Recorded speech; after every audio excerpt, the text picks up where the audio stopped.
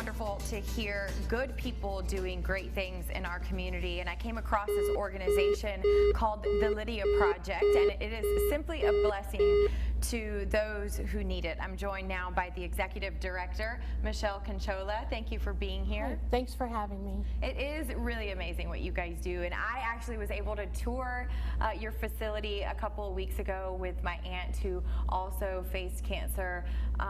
Thank you again for what you do. Thank you. Okay, so explain to the community what it is about your organization and what it is that you provide for women. Okay, the Lydia Project's outreach is women and girls, any type of cancer.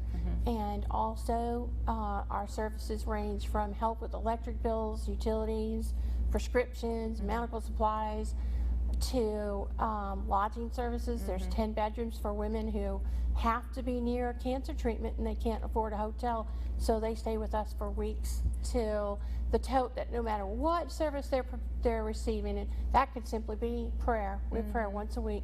They get one of those supportive totes. I can't believe it. When I found your organization and I started reading about everything that you do, I just couldn't believe all the services that you provide. And I know I've said this, but it is so wonderful that you all do this, because people do need the support, and sometimes it is as much as you know, the financial side of it as well. And so, like you said, you also provide lodging. I got to visit the rooms and see the rooms, and you all do a beautiful job. And I heard that a couple churches got together to help provide some of the belongings in there. They did, and we're actually grateful for all the churches that are involved in helping, and the volunteers. I have to say to all the volunteers, hello and thank you, a shout out.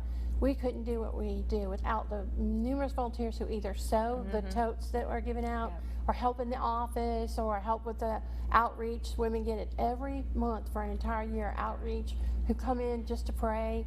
So I hope you're listening, audience, if someone out there wants to get involved. Exactly. You can call the agency, or go to thelydiaproject.org and see how you can volunteer and send in the application. And I got to meet some of the women out there that were volunteering, making the totes, and that's something that I wanted to talk about. Every woman gets one of these totes, don't they? Yes, and we also sometimes will get requests for young girls. So we'll say, we'll ask, what's the favorite character? And we'll be told Frozen or Princess. So sewers are amazing. They'll make a Frozen tote, whatever. Okay. So the outreach is phenomenal. And the may I show you what's inside one? Show us what's inside. Every single one comes with a prayer card that asks, how can we pray for you? And on the back, what else would you like? We know that sometimes depression and loneliness can be greater than the cancer diagnosis, and that there's the 85-year-old woman by herself, or the 32-year-old single parent mom, many reasons why they're alone. This is a godsend to do it. And then inside is the tote is a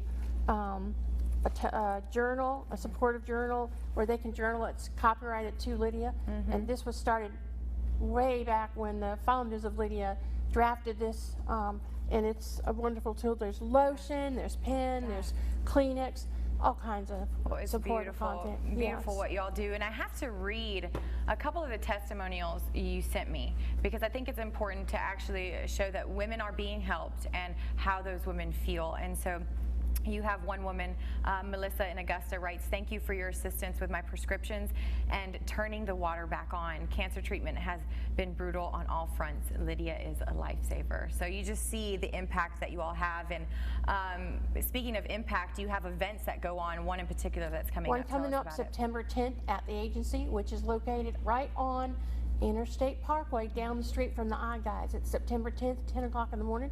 Dr. Gill over from Aiken, he's an oncologist. He'll be speaking on cancer myths.